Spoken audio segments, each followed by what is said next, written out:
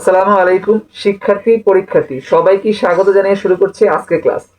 আজকের আলোচ্য বিষয় পদার্থবিজ্ঞান নবম দশম শ্রেণী এর প্রথম অধ্যায় ভৌত রাশি ও এর পরিমাপ, physical quantities and their measurement. বিজ্ঞান বলতে গেলে আমাদের সামনে চলে আসে যন্ত্রপাতি, গবেষণা, ল্যাবরেটরি এবং এর আবিষ্কার সমূহ। কিন্তু আসলে বিজ্ঞানের মূল বিষয়গুলো নয়, আসল বিষয় হচ্ছে দৃষ্টিভঙ্গি। বিজ্ঞানের রহস্য অনুসন্ধানের জন্য আমরা কখনো কখনো কখনো সেটিকে খুঁজে বেরিয়েছি যুক্তিতর্ক দিয়ে, কখনো পরীক্ষা নিরীক্ষার মাধ্যমে প্রমাণ করে, অথবা কখনো ওই বিষয়টিকে আমরা প্রকৃতিতে খুঁটি করে বিশ্লেষণ করে আসছি। আর এই সব বিশ্লেষণ গবেষণার জন্য পদার্থবিজ্ঞানকে বলা হয় যে তাত্ত্বিক এবং ব্যবহারিক বিজ্ঞান দুইটা সমন্বিত রূপ।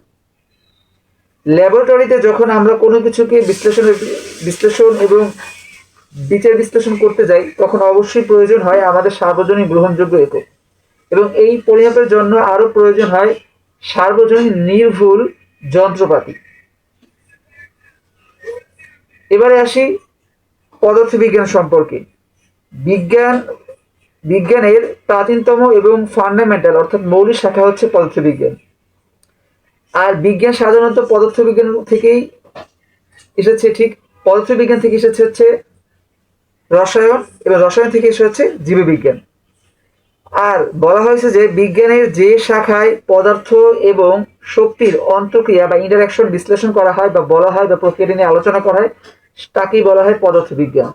এখানে পদার্থ বলতে পদার্থের গঠনকে বোঝানো হয়েছে, যেখানে হতে পারে অণু, পরমাণু, ইলেকট্রন, প্রোটন, নিউট্রন, শক্তি স্তর ইত্যাদি। এবং শক্তি বলতে বোঝানো হয়েছে স্থির শক্তি, গতিশক্তি, মাধ্যাকর্ষণ বা তড়িৎচুম্বকীয় শক্তি। এছাড়াও রয়েছে সবল নিউক্লিয় শক্তি, দুর্বল নিউক্লিয় শক্তি। দ্য স্কোপ অফ ফিজিক্স, পদার্থের পরিসর। যেহেতু পদার্থবিজ্ঞান হচ্ছে বিজ্ঞানের একটি প্রাচীনতম এবং মৌলিক শাখা, তাই পদার্থবিজ্ঞানের বিভিন্ন বিষয়গুলো বা বিজ্ঞানের বিভিন্ন বিষয়গুলো এর উপর নির্ভর করেছে। যেমন আধুনিক সভ্যতার ইলেকট্রনিক্স এবং প্রযুক্তি পদার্থবিজ্ঞানের উপর নির্ভর করে গড়ে উঠেছে।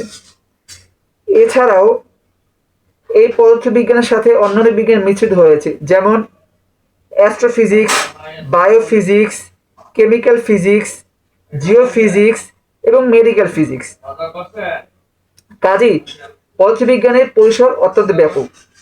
আমার এর সম্পর্কিত লং ভিডিওটা দেখার জন্য নিচে ডিসক্রিপশনে ক্লিক করে লং ভিডিওটা দেখে নেবেন।